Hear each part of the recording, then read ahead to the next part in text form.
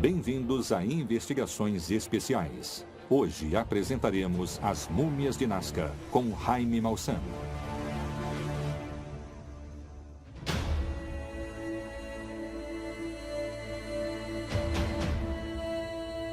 O Peru foi berço de algumas das civilizações mais antigas do planeta. A maioria delas enterrava seus reis e nobres com tesouros e objetos de valor para que isso os acompanhasse na próxima vida. Sendo assim, o Peru se tornou uma grande huaca, um cemitério de civilizações milenares que atrai mais de 25 mil saqueadores de tumbas, conhecidos como huaqueiros. Um destes saqueadores encontrou uma tumba próxima a Nazca que o deixou aterrorizado. O huaqueiro, com mais de 20 anos de experiência e conhecido como Mário, abandonou o local e demorou meses para voltar.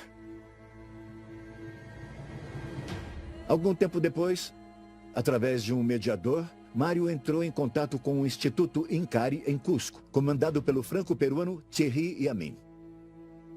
A descoberta foi feita por um caçador de tesouros, o que é um crime no Peru. Quando ele falou com a gente, ele pediu para que fizéssemos uma análise.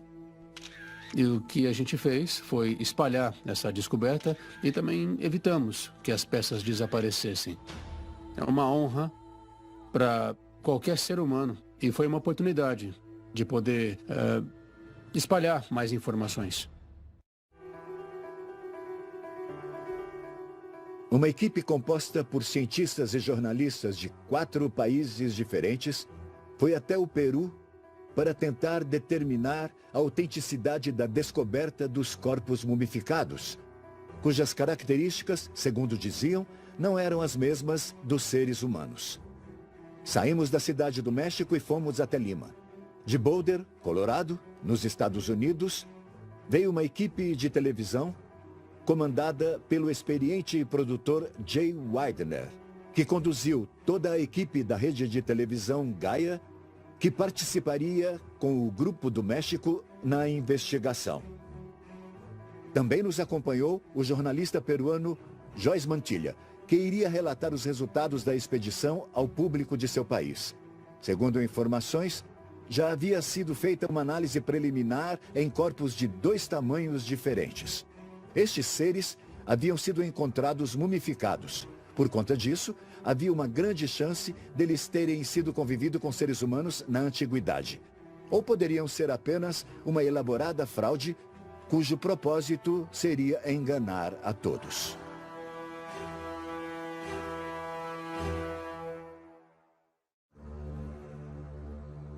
Todos nós fomos para Cusco, uma cidade antiga, enigmática e construída sobre os antigos restos da cidade inca conhecida como Cusco. Uma cidade que, por sua vez, foi construída sobre antigos restos que, segundo os próprios incas, já existiam quando eles chegaram cerca de 400 anos antes de Cristo. As grandes pedras do local, algumas chegando a pesar mais de 100 toneladas, foram unidas umas às outras com uma técnica extraordinária, desconhecida até hoje. Esta pedra é conhecida como a Pedra dos 12 ângulos, porque somadas são 12 faces distintas. É um exemplo da tecnologia extraordinária que era utilizada no local pelos habitantes de Cusco. É um exemplo extraordinário de uma tecnologia que desconhecemos. Lá nos encontramos com Thierry Yamin, o diretor da organização não governamental Incari, que criou todo o protocolo científico acerca da descoberta extraordinária feita no deserto de Nazca. Em outubro de 2016, alguém veio até a porta do Instituto Incari com uma história incrível e com objetos ainda mais incríveis. Nós começamos a estudá-los na hora e também a investigar para saber um pouco mais sobre essa história. Primeiro, será que se tratava de uma fraude? E não. Não, até agora nós não encontramos nenhuma falha. Pierre Yamin nos falou de Mário, o pseudônimo de um ruaqueiro. Uma pessoa que se dedica a encontrar tesouros pré-hispânicos que são abundantes no Peru. O Mário é uma pessoa que se dedica ao tráfico de objetos pré-colombianos. Foi ele quem encontrou o sítio. E agora, esse homem mudou. Ele entende a importância do assunto e também apoia o Instituto Incari para que essa história, que parece ter saído de um filme, seja finalmente conhecida para todos nós. Na carta que Thierry Yamin enviou ao Dr. Jorge Nieto Montesinos, diretor do Ministério da Cultura do Peru, ele deixa clara a importância e a magnitude dessa descoberta e também solicita a sua opinião e participação. Até o momento, Thierry Yamin ainda não obteve uma resposta. Nós avisamos, no começo do mês de janeiro, o ministro da Cultura. E por conta disso, todas as autoridades peruanas sabem de todo esse assunto. Então fomos até o Instituto Incari para podermos realizar as primeiras investigações. De imediato, para nossa surpresa, descobrimos que não havia nenhum corpo. Não havia sinais do Mário e a equipe do Instituto Incari tentava encontrá-lo desesperadamente por telefone. As ligações caíam constantemente. Thierry Yamin e seu sócio, José Casafranca, tentavam convencê-lo, mas sem sucesso. Após várias tentativas frustradas, foi minha vez de tentar argumentar com o ruaqueiro e convencê-lo de que nossa única intenção ali era realizar uma investigação científica. Entendo. Olha, me desculpe pelo incômodo, Mário. É que me ajudaria muito se mandasse os corpos hoje. Olha, eu te dou a minha palavra. Finalmente, após várias promessas de não comprometê-lo com o governo, ele aceitou nos enviar as provas. Isso. Talvez, devido à natureza ilegal de suas atividades, Mário se tornou uma pessoa desconfiada, com quem eu fiz uma longa negociação pelo acesso aos corpos. Após esperarmos algum tempo, finalmente recebemos no Instituto várias caixas de plástico e papelão que foram mandadas pelo Mário através de terceiros. A primeira surpresa foi um corpo de cerca de 30 centímetros. Todos nós ficamos espantados. Entretanto, as radiografias feitas anteriormente pela equipe do Instituto Incari mostravam que o pequeno corpo parecia ter sido construído, ou seja, não parecia ser orgânico. Este corpo foi analisado com o auxílio do raio-x. Ele tem muitas irregularidades. Sendo bem breve e específico, a estrutura óssea que observamos neste corpo não tem articulações nem dobras entre os ossos. Todos eles são retos. Eles acabam numa superfície totalmente plana, ou seja, são puras estruturas tubulares com angulações planas e também retas que não representam uma articulação que pudesse permitir movimento. Talvez tenha sido uma homenagem a algum antepassado ou um ser com quem tenha tido contato direto. Também não podemos dizer se ele seria capaz de caminhar. É um pouco complicado, porque ele não tem articulações.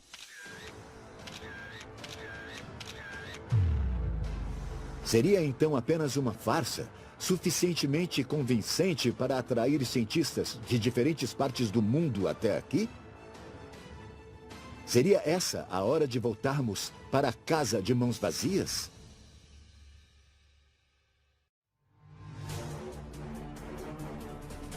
As provas encontradas nos primeiros instantes de nossa investigação sugeriam a possibilidade de estarmos diante de uma fraude bem elaborada. O primeiro corpo apresentado à equipe de cientistas era nitidamente artificial e não orgânico. Entendi. Toda a nossa equipe ficou frustrada. Seria impossível que alguém vivesse assim. Seria esse o momento de reconhecer que o caso era uma fraude e voltar para casa?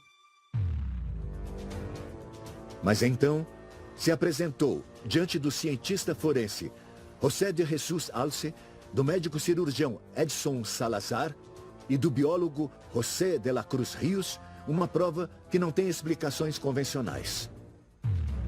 Nos vimos diante do que pareciam ser 3 mãos orgânicas tridáctilas, ou seja, com 3 dedos, com mais de 3 centímetros de comprimento e com 5 ou 6 falanges em cada um deles.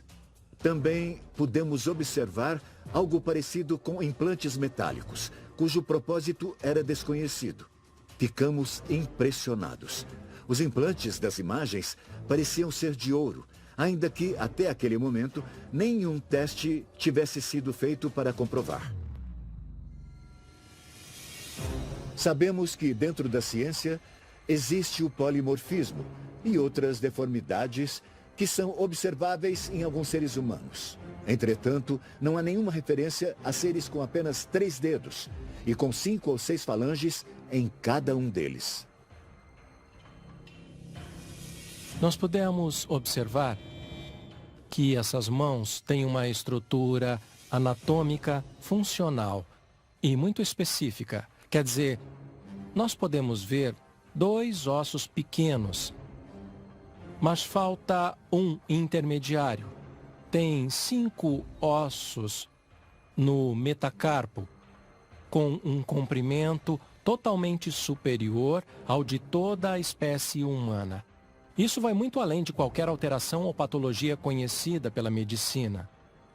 E esses 5 ossos acabam se fundindo através de 3 rolamentos, ou seja, tem um comprimento bem maior do que o de um humano. Para nós, a estrutura de nossos dedos exige que tenhamos um dedo opositor que nos permita fazer uma pinça para pegarmos as coisas. Entretanto, nessa mão, que analisamos o comprimento e as falanges a mais permitem o ato de envolver as coisas para então poder pegá-las.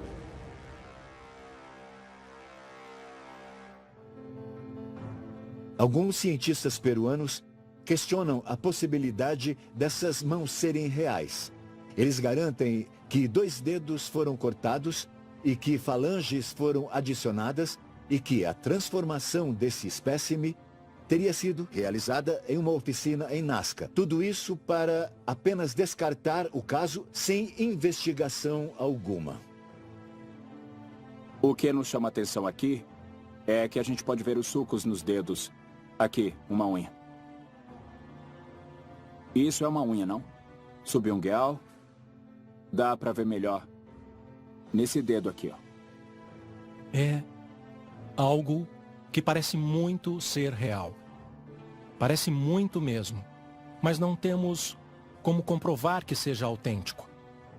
Se a modificação tivesse sido feita em vida, poderíamos observar as reduções cirúrgicas. E se a alteração tivesse sido feita após a morte, o tecido não estaria mais vivo, portanto ele não teria se regenerado, não teria recuperado a sua forma.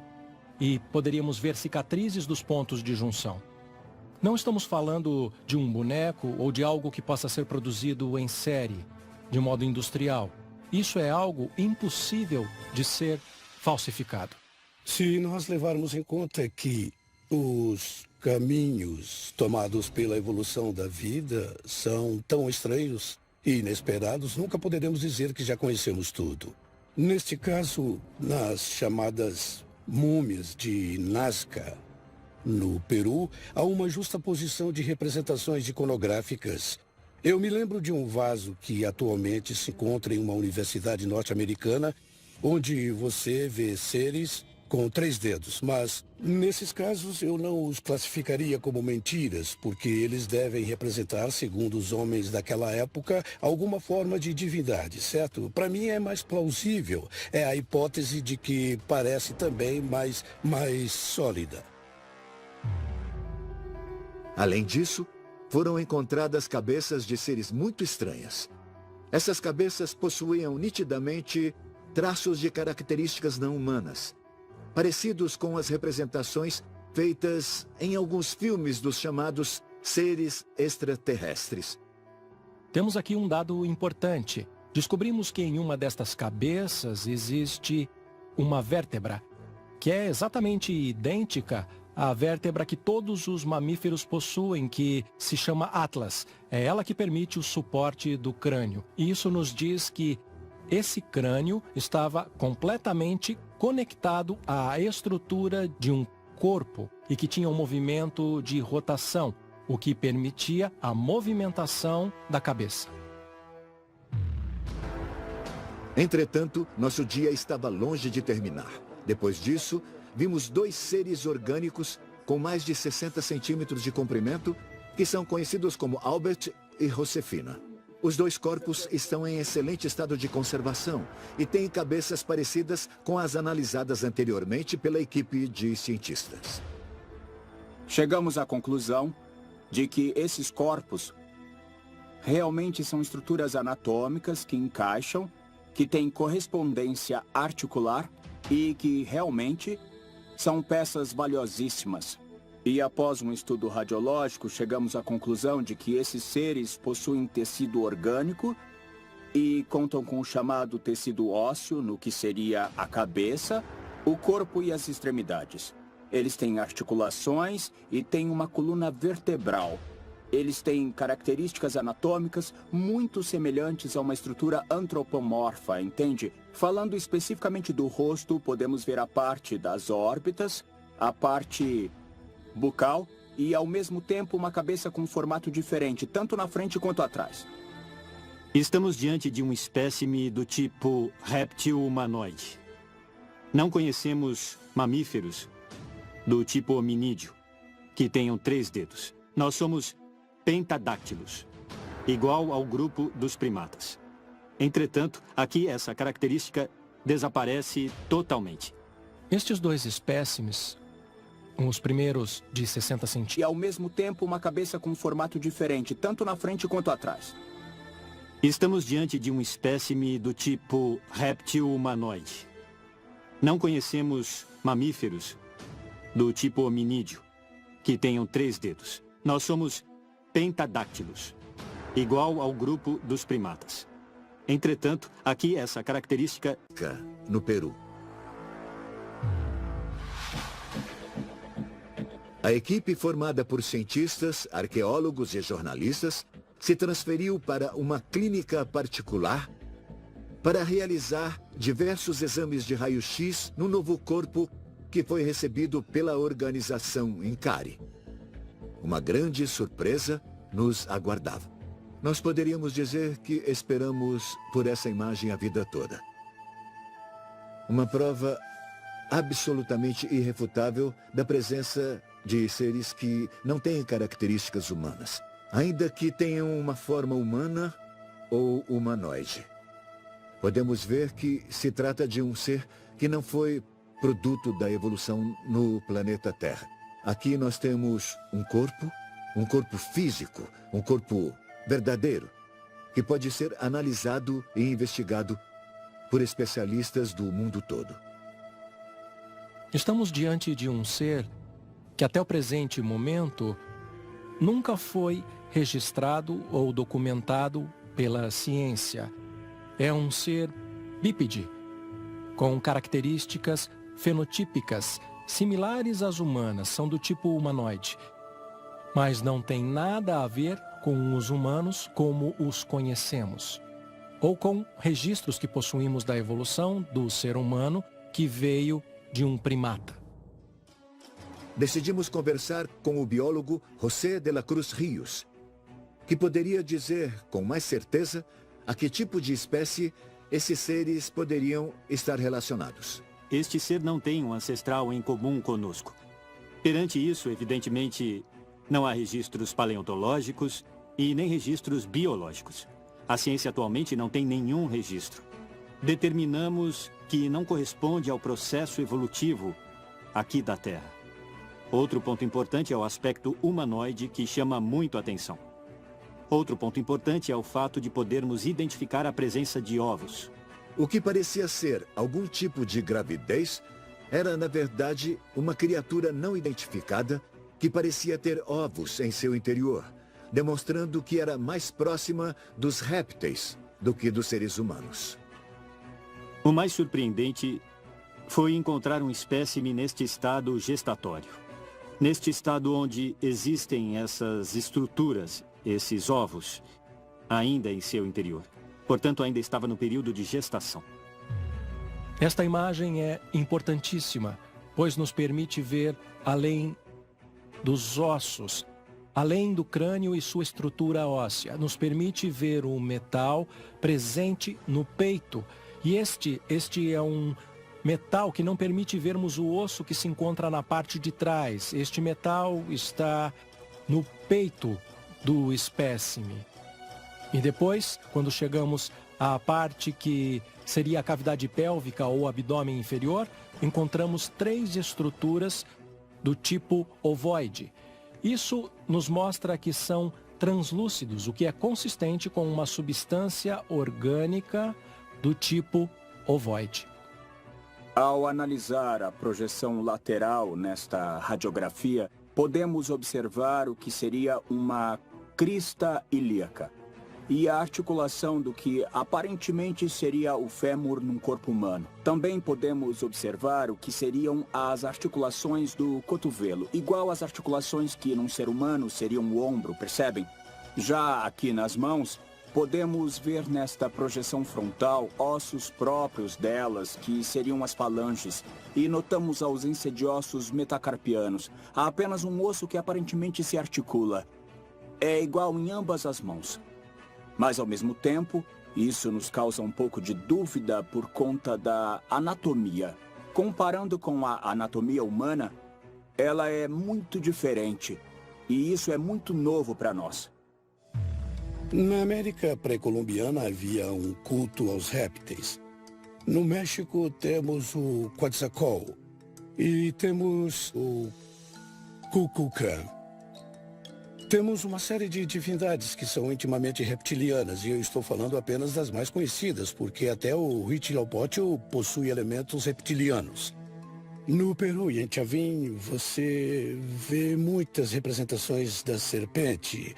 Ele tem um papel de protagonista, entendem? Até mesmo a famosa medusa de Chavin, que é um ser que possui serpentes ao invés de cabelos e traços que lembram um felino.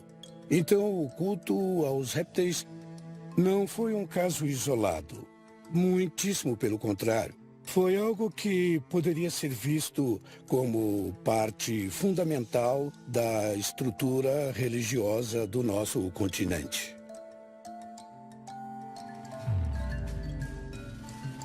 Se, com nossa análise, confirmarmos que estes seres encontrados no Peru estão ligados a alguma espécie como os répteis ou outras espécies desconhecidas, teríamos que considerar a possibilidade deles terem existido em algum outro lugar, já que não temos registros de outros corpos com essas características encontrados em algum outro sítio.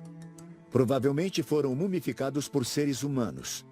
Portanto, não se trata de uma espécie que viveu e morreu na natureza, mas sim uma que fez parte de uma antiga civilização. Sem dúvida, a grande pergunta é: será que conviveram com seres humanos? Quanto esta espécie influenciou no desenvolvimento das antigas civilizações? Dando continuidade à nossa investigação no Peru, viajaremos de Cusco até Nazca, um lugar onde chove muito pouco, o que favorece a preservação de corpos mumificados. Bem aqui foram encontradas as múmias mais antigas já registradas na história. Dando continuidade à nossa investigação no Peru, viajamos de Cusco até Nazca. Uma viagem de avião nos levou até Lima, e dali nós fomos com o grupo de jornalistas e cientistas até Ica. E então fomos para Nazca, no sul do Peru. Lá é um lugar onde chove muito pouco, o que favorece a preservação de corpos mumificados. Foi nesta região onde foram encontradas as múmias mais antigas já registradas na história.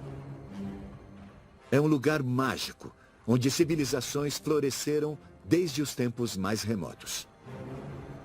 O Mário é um caçador de tesouros mais clandestino. Já faz uns 25 anos, mais ou menos. Ele encontrou milhares de objetos em todo o Peru, principalmente junto à costa. Ele ajudou no descobrimento de muitos sítios bem conhecidos aqui no Peru desde os anos 90. O que ele encontrou não pertence a nenhuma cultura conhecida até hoje na América do Sul. O que eu posso garantir é que nós vamos até o fundo dessa história. Porque se for uma fraude, nós vamos denunciar. Agora, se for real, com certeza vamos comprovar. Mas tudo indica até agora que essa história seja real. 100% real e que com certeza vai mudar a história. Ruaqueiro é um apelido que foi dado aos violadores de tumbas, a todos os seus invasores. Isso me parece uma tradição, sabe? Isso é passado de pai para filho. Eles não ligam para a questão cultural, só querem saber de quanto podem lucrar com isso. Isso existe há séculos. Se enxergarmos o caso de outra maneira, veremos que dentro do mal também há o bem. Se os governos não dão importância às investigações arqueológicas, não há orçamento.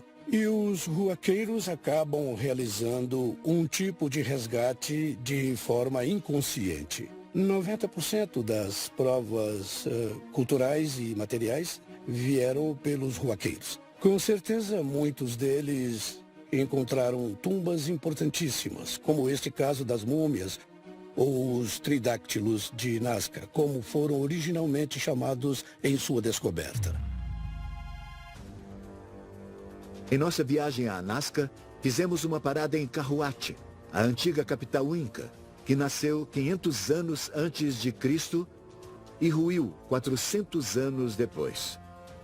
Esta cidade, que hoje está abandonada no deserto, foi o ponto de origem das chamadas linhas de Nazca, já que, neste lugar, encontramos figuras parecidas que deixaram clara a influência que tiveram sobre aqueles que criaram as linhas de Nazca. Em Carhuate, há uma grande pirâmide e acredita-se que ela pode ter sido a primeira grande cidade dos habitantes de Nazca. Aqui foram encontradas muitas coisas, como vasos, tecidos, troféus de cabeças e instrumentos musicais. Também foi encontrada uma jovem sacerdotisa de uns 14 ou 15 anos de idade, com suas oferendas, alguns troféus de cabeças de aves e com sua coroa de ouro. É possível que ela esteja no Museu Antonino, em Nazca. São 36 pirâmides, e de vários tamanhos e estilos. A cidadela tem 24 quilômetros quadrados e é totalmente feita de barro. A estrutura é incrível. Às vezes você encontra desenhos das linhas de Nazca em vasos encontrados nas escavações. Essa é a capital do povo Nazca, da cultura Nazca. As chamadas linhas de Nazca são consideradas um dos maiores mistérios de todo o mundo. São desenhos de centenas de metros de comprimento, gravados sob o solo do deserto há milhares de anos e que ainda estão intactas até os dias de hoje. Esses desenhos são inexplicáveis. Naquela época, não existiam aeronaves ou satélites que permitissem aos artistas realizá-los com a precisão absoluta que eles apresentam. Não existem erros nos traços. Esses desenhos foram feitos para serem observados das alturas. Então, seus criadores nunca puderam ver a obra concluída. Estes geóglifos, estas linhas, estas figuras, têm algo muito particular que não existe em nenhuma outra parte do mundo. Elas foram feitas com a técnica de extração, ou seja, os Nazcas faziam sulcos sobre o terreno. Eles retiravam a camada superficial e deixavam a camada inferior, que tem um tom mais branco à mostra. É assim que eles elaboravam os desenhos. Não temos desenhos com apenas linhas retas. Temos também figuras geométricas, grandes figuras antropomorfas, ectomorfas, fitomorfas e etc. Estas figuras foram feitas com um único traço, ou seja, é como se nós começássemos a fazer um traço em um ponto e, sem levantar o lápis, fôssemos fazendo todo o desenho e voltássemos ao ponto onde começamos, entende? Toda a informação de linhas e figuras geométricas que existem no local, na verdade, seria um sistema codificado da geografia de todo o mundo, de todo o globo terrestre. Isso nos leva a crer que, com certeza, havia uma inteligência desenvolvida por trás de todo este trabalho, um conhecimento científico. Essas figuras não eram simplesmente desenhos vazios. Devemos lembrar que o caso das múmias tridáctilas de Nazca não é algo tão novo, se considerarmos que um outro grande enigma já havia sido descoberto anos antes. Falo dos crânios alongados de Paracas. Se a autenticidade dessas peças for confirmada, acredito que esta descoberta poderia ser a resposta para uma suspeita que temos há muitas décadas. E a descoberta das múmias tridáctilas poderia confirmar a suposta participação dessa inteligência externa que pode, em algum momento, ter influenciado os antigos povos peruanos. Na próxima etapa de nossa jornada, chegamos até a região de Ica, onde se encontra Nazca e seus famosos mistérios. Lá, nos seria apresentada uma múmia de um ser com traços parecidos com os humanos e, ao mesmo tempo, com traços totalmente diferentes. Foi aqui, em Nazca, onde a tumba foi supostamente encontrada. O ruaqueiro, que chama a si mesmo de Mário, garante ter encontrado um local que continha diversos corpos com características muito distintas. E alguns deles nós já pudemos observar e analisar em Cusco. Foi lá, perto da fronteira de Palpa, na região de Ica, onde um grupo de jornalistas, médicos e cientistas foi chamado e onde o ruaqueiro, supostamente chamado Mário, nos reservou uma bela descoberta. O cientista russo Konstantin Korotkov veio da Universidade de São Petersburgo para fazer parte da investigação.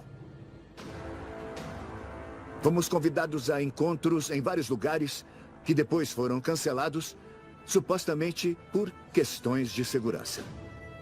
Após muito tempo, fomos conduzidos a um local secreto, o telhado de uma casa, onde não havia ninguém para nos receber e nada do prometido foi cumprido. Como é que vai? O jogo de espera havia recomeçado. Correto. O grupo, cansado pela longa viagem, dava sinais de desânimo. Todos começaram a duvidar se a viagem até Palpa havia sido necessária. Talvez tivesse sido melhor ficarmos em Cusco e analisarmos detalhadamente o que já nos havia sido apresentado. De repente, um grupo de homens, juntamente à equipe Incari, começou a preparar uma mesa. E para nossa surpresa, foi o próprio Mário que apareceu com alguns dos seus parceiros que carregavam uma caixa de onde foi retirado um corpo coberto. A equipe se aproximou da mesa e Mário finalmente a descobriu. Se tratava de uma múmia de aproximadamente 1,60 m de altura. Um ser com características humanas que, ao mesmo tempo, apresentava grandes diferenças. Maria, o nome pelo qual ela é chamada, é uma múmia de características híbridas. Tem as mãos e pés tridáctilos em perfeitas condições e, como dissemos, possui semelhanças ao Homo sapiens, só que também possui grandes diferenças. Na minha opinião, essa é uma das grandes descobertas históricas do século XXI. Talvez a mais importante. Eu tenho certeza que esse tipo de prova já existia. Havia vários rumores, mas nós não tínhamos nada de concreto. Só que agora nós temos isso, e isso é muito importante. Porque não será possível esconder isso do resto do mundo. E também estou certo de que outras serão encontradas no mesmo local de origem.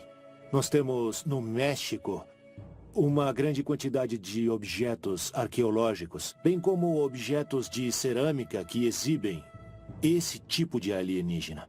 As imagens são claras. Podemos encontrar na internet. Nós sempre pensamos que elas fossem só devaneios ou coisa assim. Mas são reais. As características que ela apresenta são próprias das criaturas humanas. No rosto, nos dedos, na construção e no número de vértebras, dá para notar diferenças, mas mesmo assim parece humana. É muito pouco provável que ela se encaixe na linhagem das criaturas humanas, porque apresenta características diferentes. Dá para ver isso no crânio, que parece mais com uma escultura egípcia. E tem muitos objetos de cerâmica que contêm esse tipo de criatura. Todos conhecem as lendas da cultura da América do Sul. Muitas falam de deuses que em algum momento apareceram e tinham esse tipo de crânio e esses tipos de dedos, que são os mesmos que são representados na cultura egípcia. Nós temos vários manuscritos no Egito, onde deuses são descritos com a mesma forma de crânio, e eles vinham do céu. Em Berlim, no Museu de História, na área de cultura egípcia, é possível ver nitidamente esses traços nas esculturas também.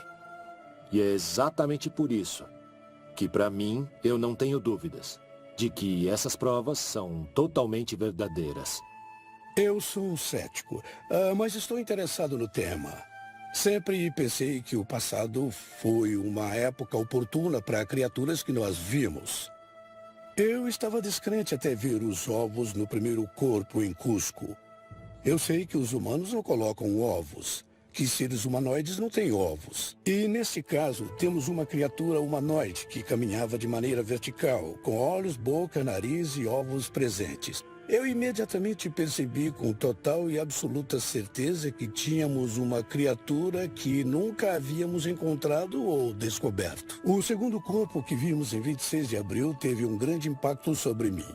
Eu fiquei sem ar, principalmente quando descobrimos que era orgânico, que era composto de matéria orgânica, que não era falso. Aquilo foi impressionante. Um deles parece ser mais humanoide. O outro parece mais reptiliano, não sei. Isso quer dizer que devemos esperar até termos a primeira prova antes de podermos confirmar. Nós estamos diante da descoberta de uma nova espécie, nunca mencionada nos livros convencionais de ciência. Um corpo com estrutura antropomorfa. Possui uma cabeça, tem um pescoço, tem uma caixa torácica, uma cintura pélvica e também extremidades superiores e inferiores. Vemos a ausência de pavilhões auriculares, mas ela apresenta canais auditivos, tanto no lado direito quanto no esquerdo. Na região cervical, encontramos as chamadas vértebras cervicais, especificamente com suas apófises espinhosas, percebem? Podemos ver e apreciar. A origem deste espécime não pode ser determinada, posto que ela é a primeira que encontramos em forma física, é a primeira real a qual temos acesso para realizar diferentes análises e estudos de caráter biológico e orgânico. Então, não podendo determinar com certeza a sua origem, teríamos que supor que seria uma nova espécie aqui na Terra, uma nunca vista, que não existe, não está registrada e da qual não temos nenhum antecedente na superfície terrestre. As diferenças são notáveis e irrefutáveis. É um corpo mumificado, muito bem conservado, que pelas estruturas de conexão da pele sobre a superfície, a finura com a qual o músculo se encontra na posição atual e a cabeça para cima, poderia ter talvez uns 2 ou 3 mil anos. O mais emocionante é justamente que todos os cientistas confirmam essa hipótese. Todos aqueles que viram. Quando eu ouvi eles conversando nos laboratórios, eu fiquei muito emocionado, quase chorando, enquanto eu ouvia os médicos mexicanos, peruanos e de outros países confirmando isso. Eles confirmaram que são objetos biológicos, reais, mas que nitidamente não são humanos. Eu ouvia eles falarem e ficava pensando que eles não estavam percebendo o que estavam dizendo. O que eles disseram vai mudar a história. Eles confirmaram que não era humano. crânio alongado de Maria é parecido com os descobertos em outros lugares do Peru, onde as pessoas supostamente se deformavam de modo parecido, pois, segundo alguns peritos, se tratava de um símbolo de status e hierarquia, ainda que alguns outros afirmem que era uma tentativa de imitar a aparência de seres com as mesmas características. Na próxima parte de As Múmias de Nazca, viajaremos até Paracas, ao sul do Peru, onde poderemos examinar os crânios mais alongados do mundo e onde, segundo dizem, seus habitantes tinham cabelos avermelhados, quase 2 metros de altura e olhos de cores claras.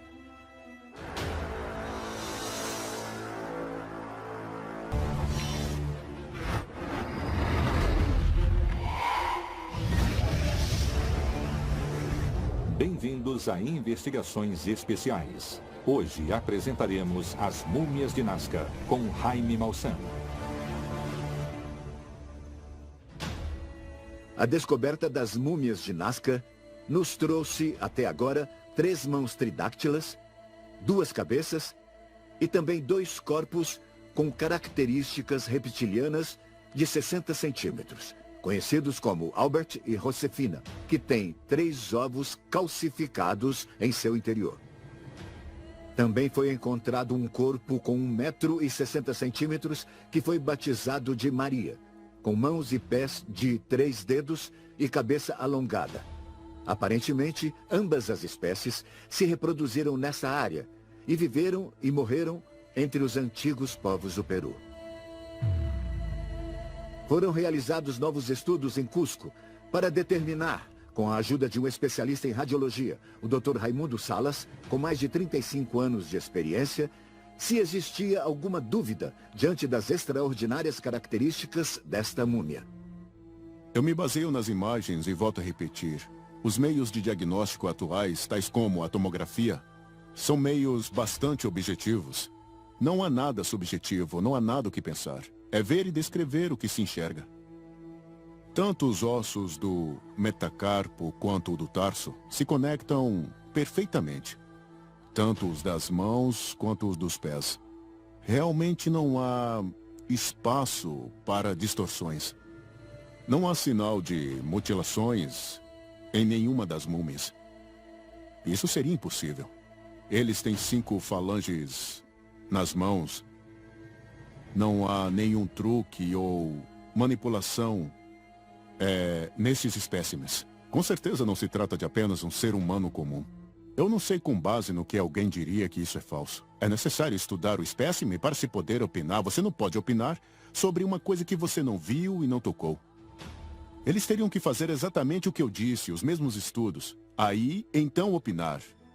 Não se pode opinar antes. Precisa opinar depois.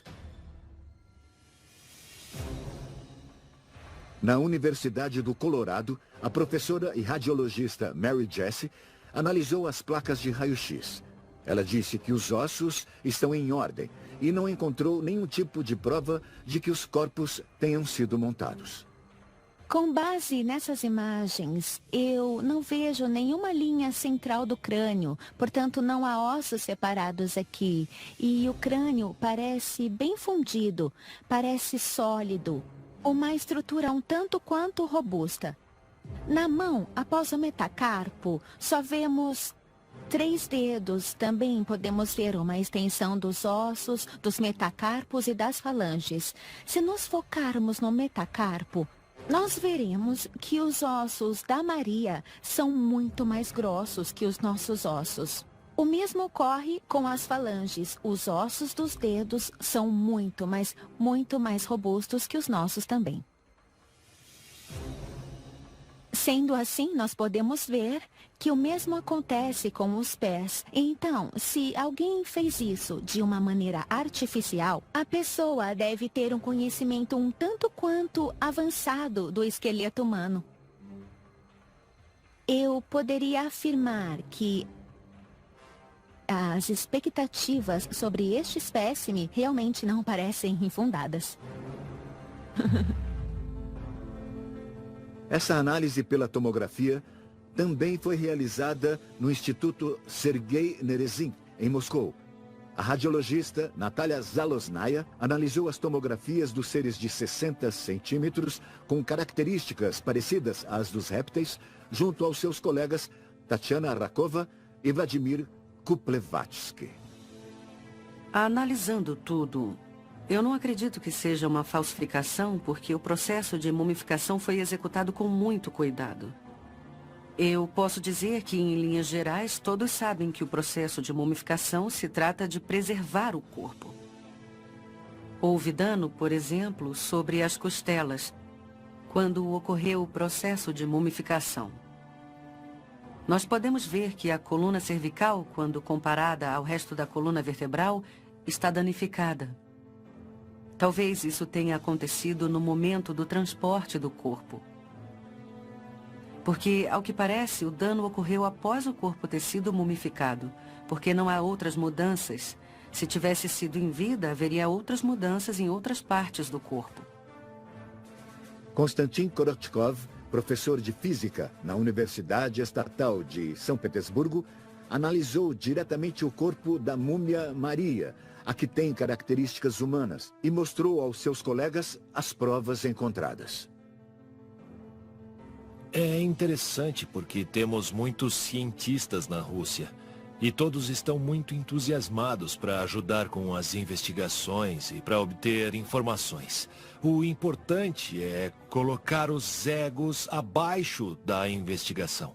Eu tenho certeza que isso é só o começo, porque qualquer análise desse caso requer muito esforço e dinheiro. Por isso devem ser equipes de cientistas sérios e muito bem qualificados.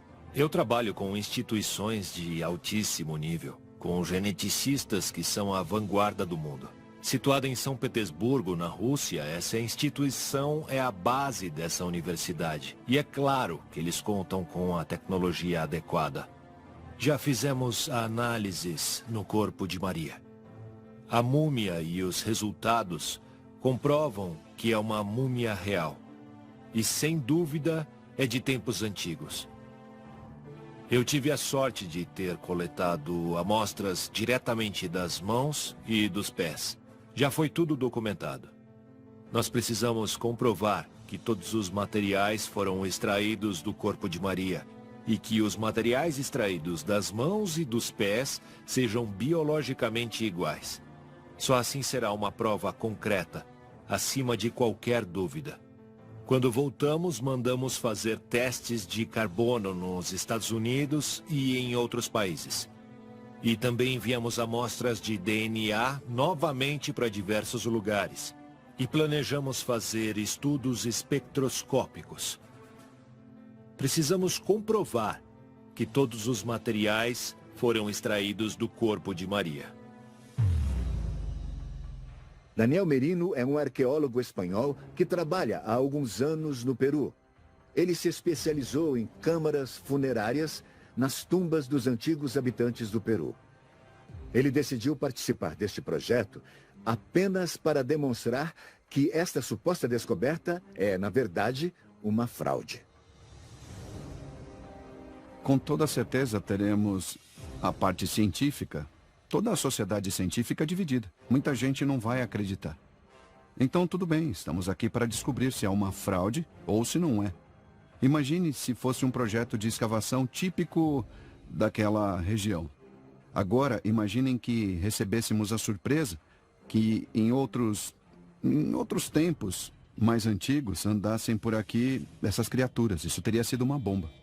Quando aparece alguma coisa diferente, que pode romper uma cronologia, para nós é simplesmente um caos. Acontece um ataque científico por parte dos nossos colegas. Tomemos esse tema, ele é delicado, certo? Em nível científico. Porque vai ser muito delicado. E se mostrarmos que não se trata apenas de uma fraude, pode apostar que eles vão tentar mostrar o oposto. E ainda que todo o meu lado incrédulo esteja presente e eu diga não são aqui da Terra, os resultados são incontestáveis. E todos sabemos que os corpos existem. E se você acredita ou não, aí é com você. Mas sim, eu aposto que os cientistas vão rejeitar o projeto. Isso é óbvio.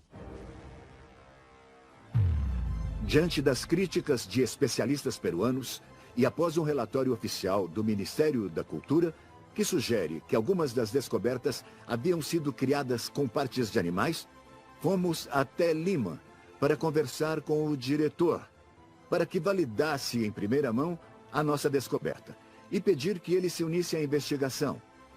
Mas as coisas não saíram do jeito que nós esperávamos. E outra decepção estava nos aguardando.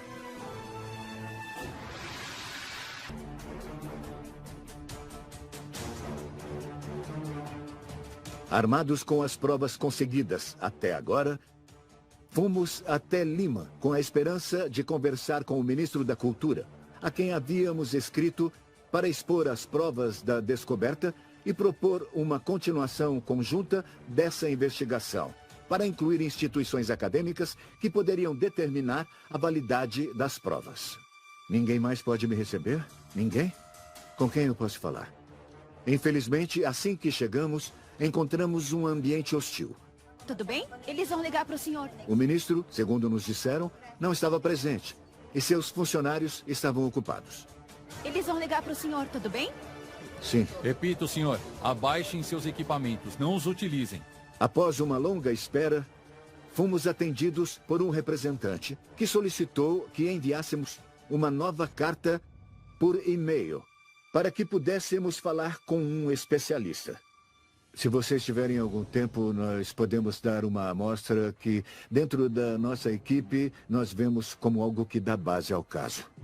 Bom, eu fiquei muito decepcionado. O ministro da Cultura nos enviou até um diretor de museus. A pessoa não se encontrava, supostamente ela voltaria em uma semana.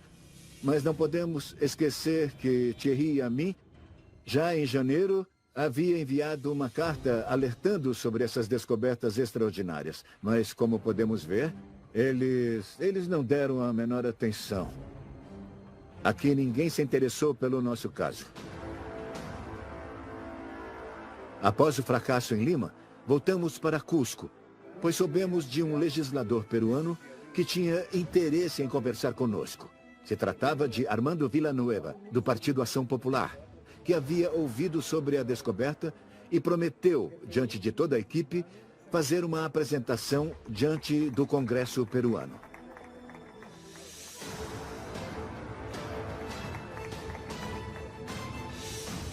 Ali teríamos a oportunidade de mostrar as provas conseguidas, não apenas aos congressistas, mas também ao mundo todo. Vamos dar início a este debate. A lei que declara ser de interesse histórico e cultural a investigação das múmias humanoides de Nazca. De autoria do escritório que eu represento, apresentada pela bancada da Ação Popular presente no Congresso da República Peruana. E deste modo, em uma das grandes salas do Congresso, sob o comando do congressista de Cusco, foi agendada uma audiência onde cada um dos membros da equipe de cientistas, radiologistas, forenses, médicos e geneticistas puderam expor seus dados. O principal objetivo foi chamar a atenção da comunidade científica peruana. Mas, mesmo com as provas apresentadas, nenhum representante oficial apoiou uma continuação da investigação. Entretanto, após a apresentação ao governo peruano, uma coletiva de imprensa que atraiu meios de comunicação de todo o mundo, que expressaram interesse e o desejo da população nacional e internacional por maiores informações. Finalmente, a representante do Ministério da Cultura em Cusco, Carla Vargas, aceitou conversar conosco. O Ministério da Cultura possui uma área que investiga materiais arqueológicos, que permite que entendamos os processos de mumificação, que saibamos o local de onde vem o material, onde ele é investigado, todo o contexto arqueológico de onde vem o material. Mas, uma vez que ele foi tirado do local, nós não podemos saber exatamente a sua procedência, o seu local de origem. É como entregar uma informação incompleta, porque essa informação estaria separada de todo o restante. É claro que, como material pré-hispânico, que pertence a uma cultura que se desenvolveu no Peru, É do interesse do Ministério da Cultura entendê-lo, estudá-lo e recuperá-lo, mas não é do interesse do Ministério da Cultura nesse caráter. E eu digo porque eu trabalho aqui, falo em caráter pessoal, não é nosso interesse saber se trata de uma múmia extraterrestre ou não. E digo isso porque está completamente fora do que nós acreditamos.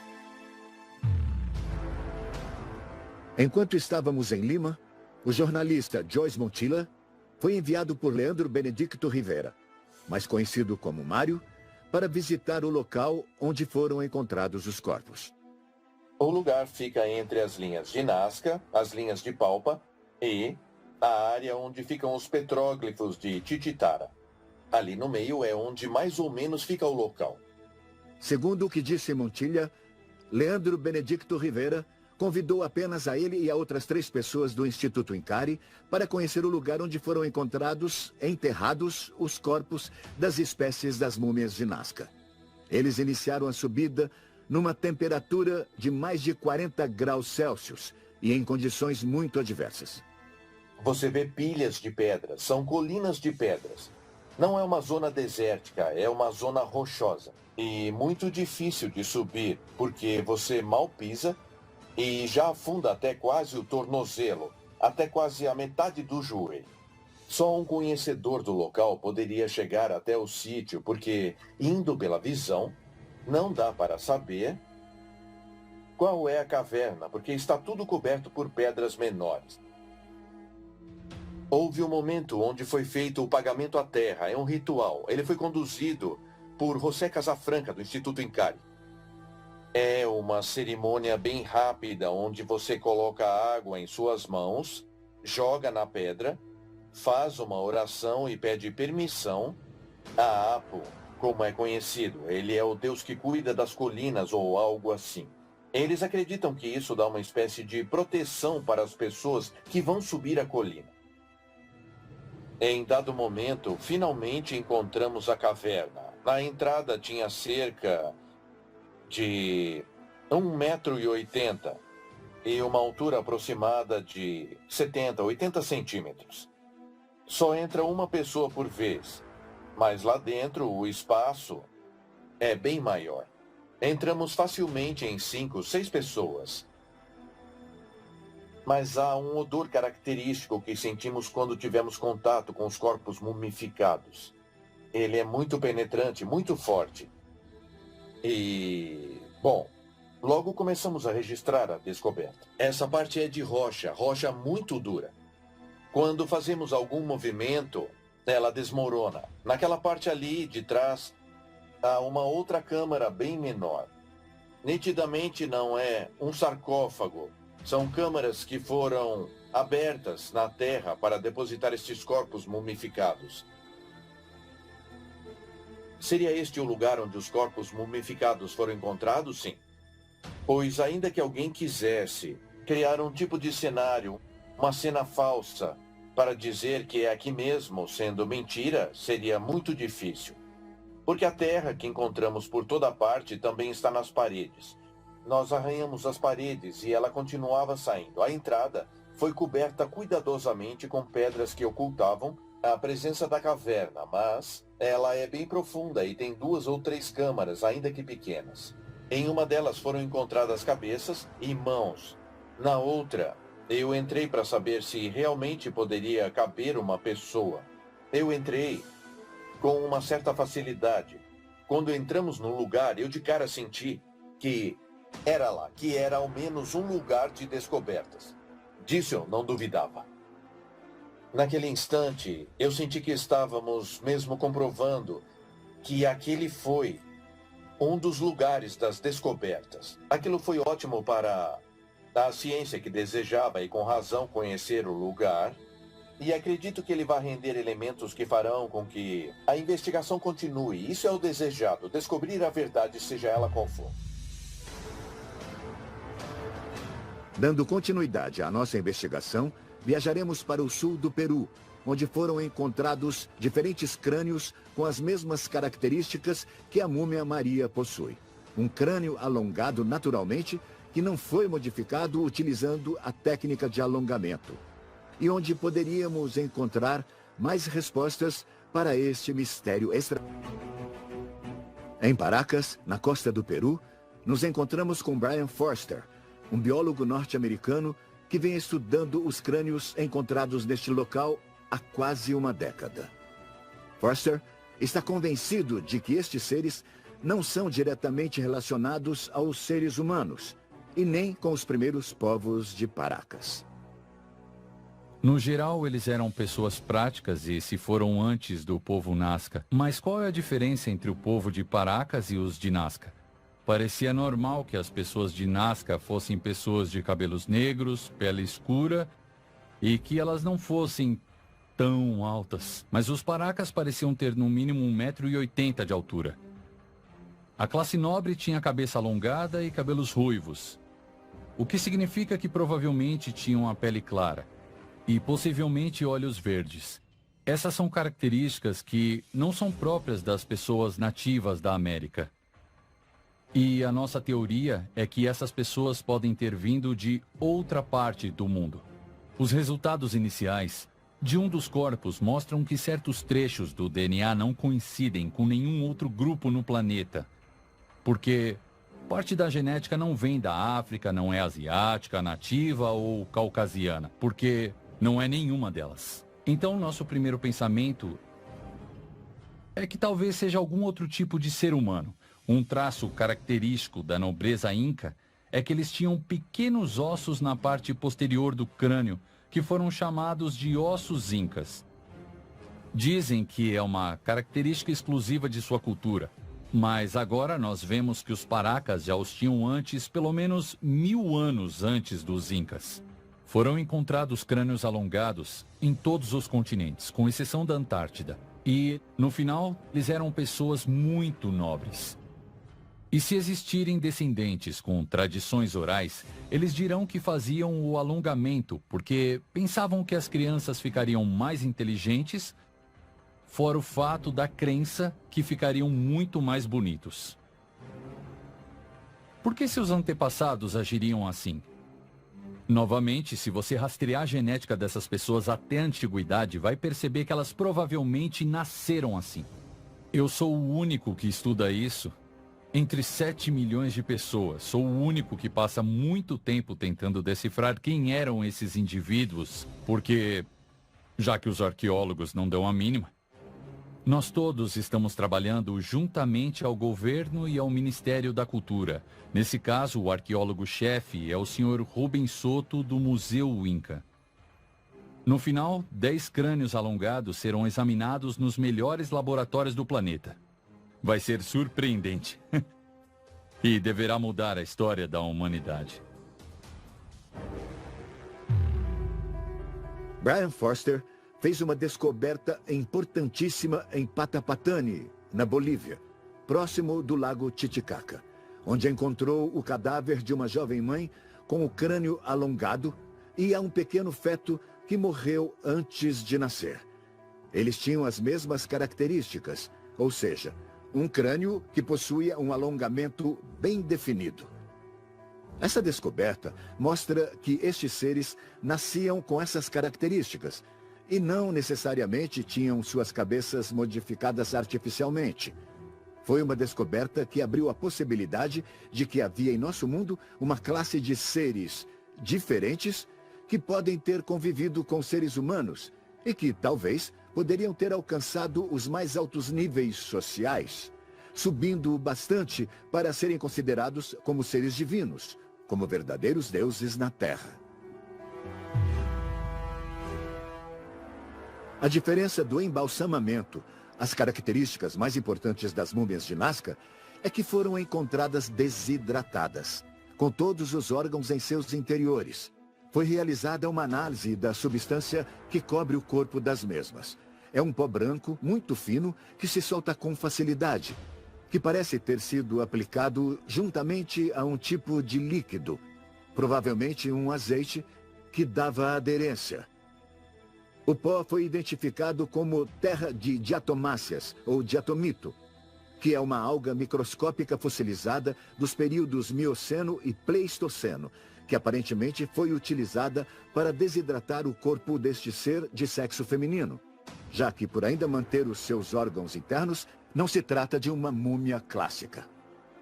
É possível que essas algas fossilizadas, que foram parte de um fitoplâncton em tempos muito antigos, tanto nos oceanos como em fontes de água doce, tenham feito com que o corpo ficasse livre de insetos e fungos por conta de suas qualidades inseticidas e fungicidas.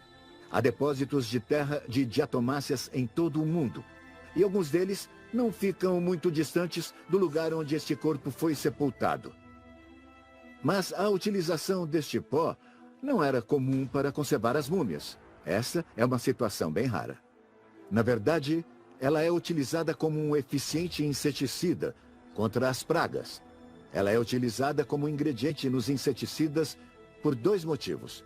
O primeiro é que, num nível microscópico, as partículas da terra de diatomáceas são muito afiadas e elas aderem ao inseto e se prendem entre as articulações de seu exoesqueleto.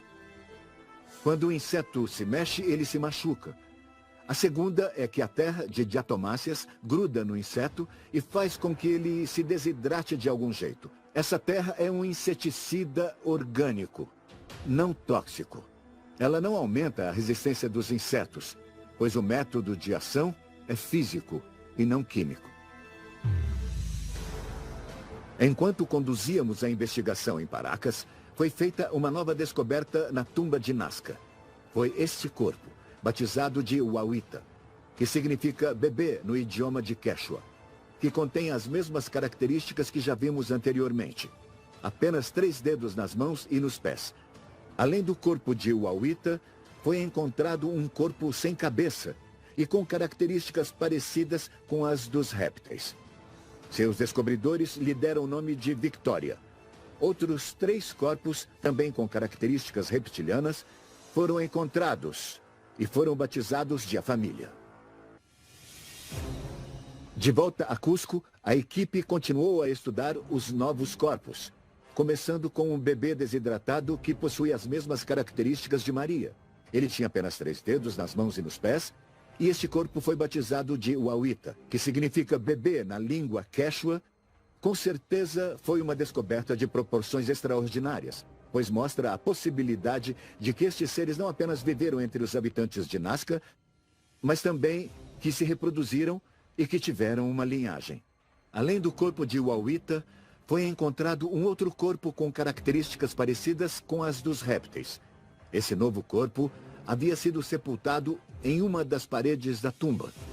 Estava numa posição sentada e não tinha cabeça. Muito possivelmente, ela havia sido arrancada. Inclusive, ele ainda tinha um fragmento de pele original. Seus descobridores o batizaram de Victoria. É muito difícil que seja falso por causa da estrutura anatômica apresentada, por todos os detalhes anatômicos e pela presença dos ligamentos e dos tendões. Isso é o que mais nos chama atenção. E se fosse uma fraude, observaríamos isso em apenas um lado, ou então nem teria sido feito, mas nesse caso é totalmente simétrico. Outra característica que chama atenção são as cristas ilíacas e a ausência do osso púbico. E, à primeira vista, fazendo uma análise comparativa com o corpo que chamamos de Josefina e também com o corpo chamado Albert, vemos que eles têm as mesmas características anatômicas. Estamos falando dos mesmos padrões anatômicos. E podemos notar uma presença de uma pele em forma de escamas, o que é possível ver. E, ao tocar a pele, nota-se uma porosidade parecida com a pele de um lagarto ou de uma serpente, em muitos casos. É uma pele áspera e porosa. A pele, parecida com a dos répteis da Terra, já havia sido vista nos corpos que nós já tínhamos anteriormente investigados. Ela tem um tom cinza escuro e possui uma espécie de escamas.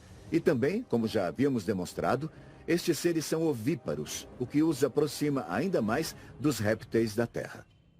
Diante da necessidade de realizar um teste de carbono 14 para comprovar a idade destes seres e uma análise de DNA para descobrir a sua origem, o Dr. Edson Salazar começou a realizar os cortes, onde pôde extrair algumas de suas vértebras.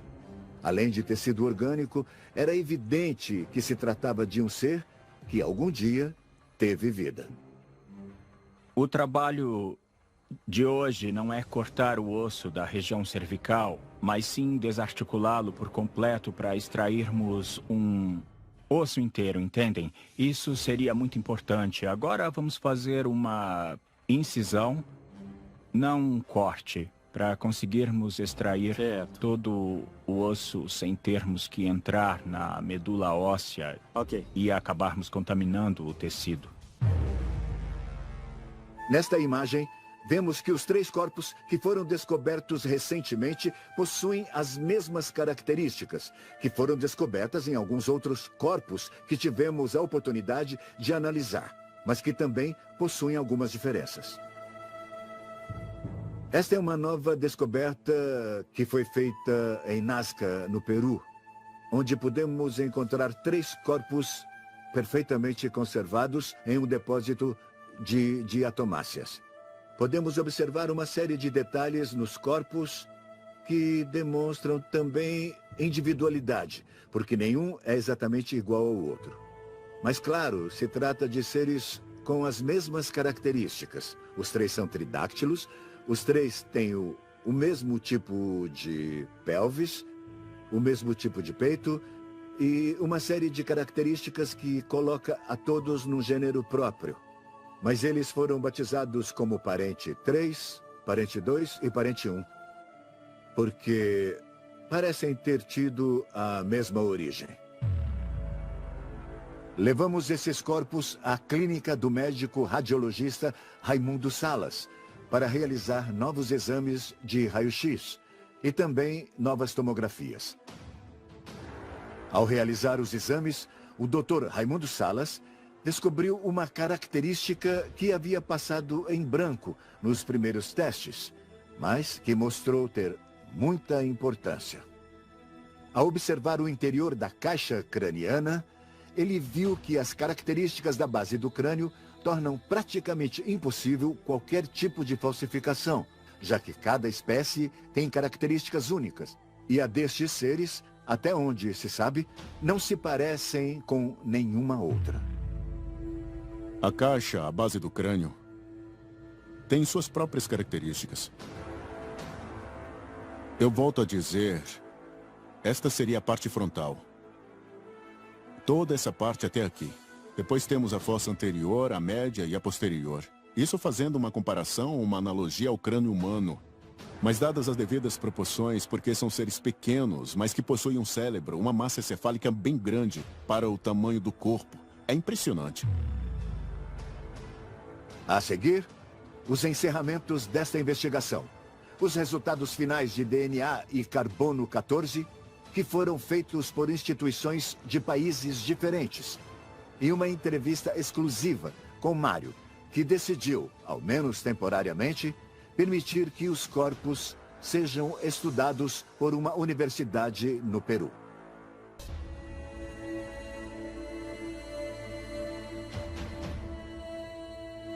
Sobre os testes de carbono 14, eles mostraram, em todos os casos, que se tratam de peças antigas.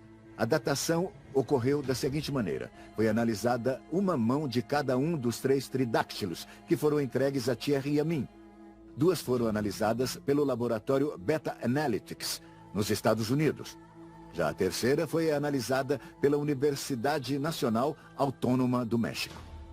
A primeira mão analisada no laboratório Beta Analytics tem 6.420 anos de idade.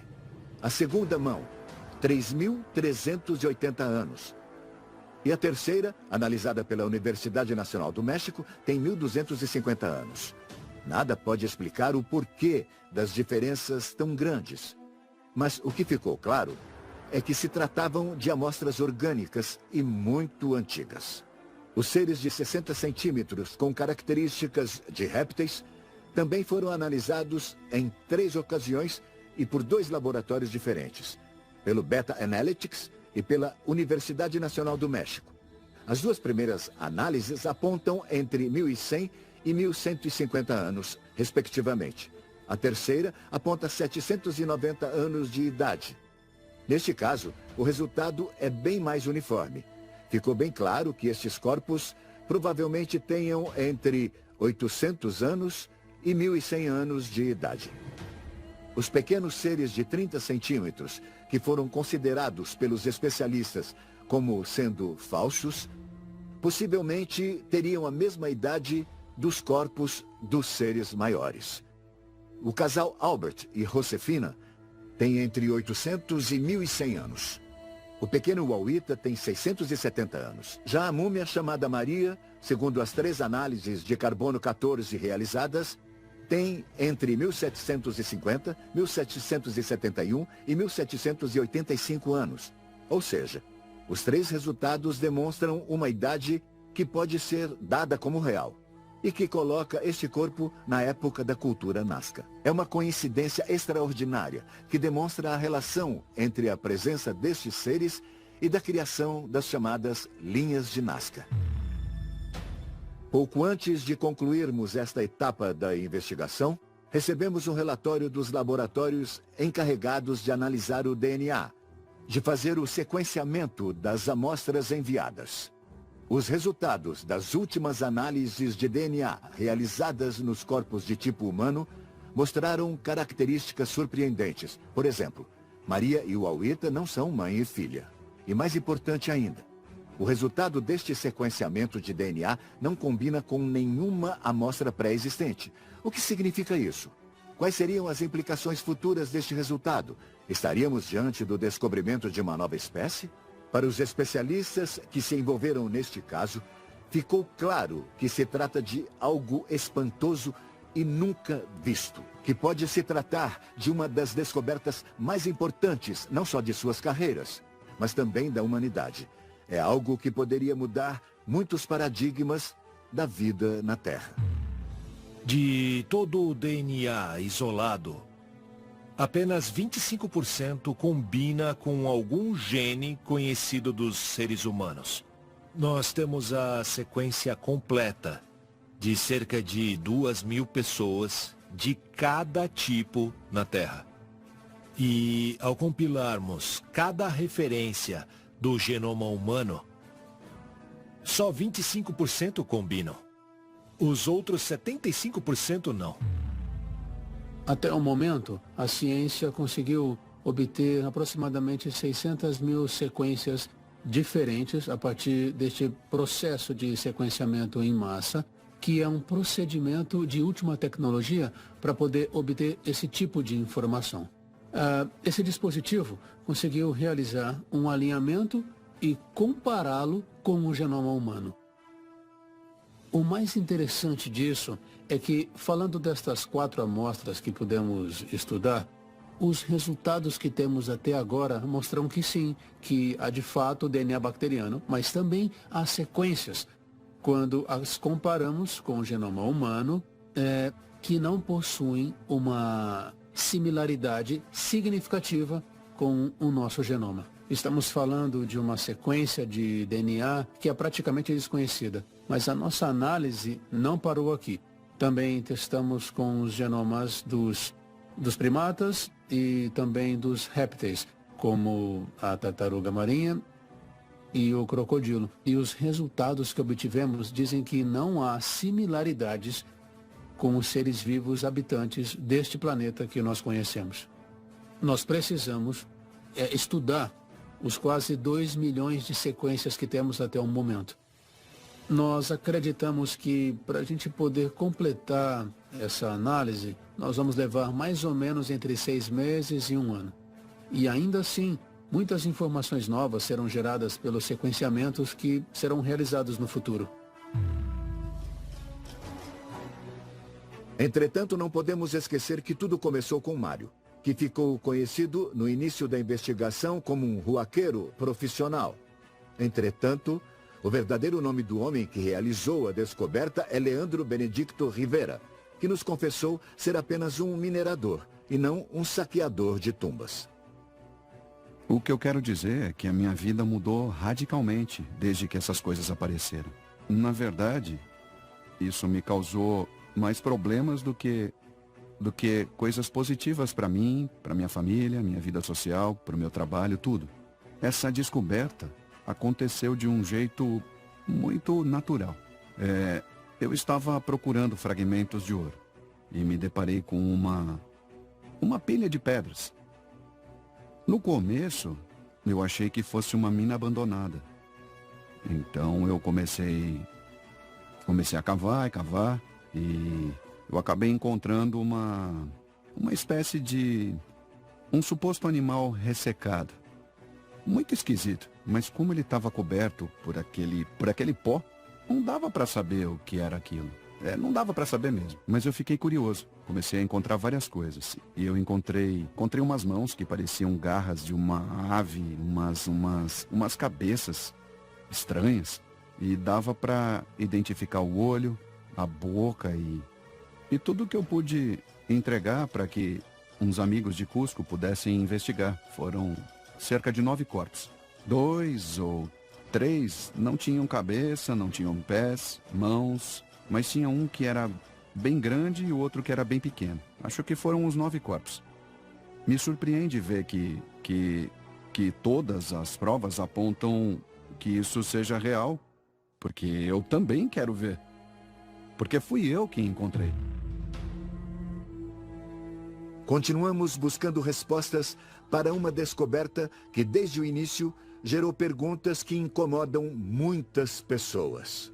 Perguntas essas que, diante do descaso do governo e dos arqueólogos peruanos, estão sendo respondidas por um grupo de pessoas comprometidas. As perguntas ainda permanecem. Estaríamos diante de uma farsa bem elaborada? Ou estaríamos diante de uma das descobertas mais importantes da humanidade? A de uma nova espécie? E para encerrar, ainda que Mário, quero dizer, Leandro Benedicto Rivera, sempre tenha sido o dono dos itens descobertos, antes do fim de nossa investigação, fomos informados de que a Universidade Nacional São Luís Gonzaga, de Ica, tomou posse temporária desses corpos e que atualmente eles são estudados lá. Quem sabe assim, em breve, tenhamos mais conclusões e respostas, ou talvez mais perguntas.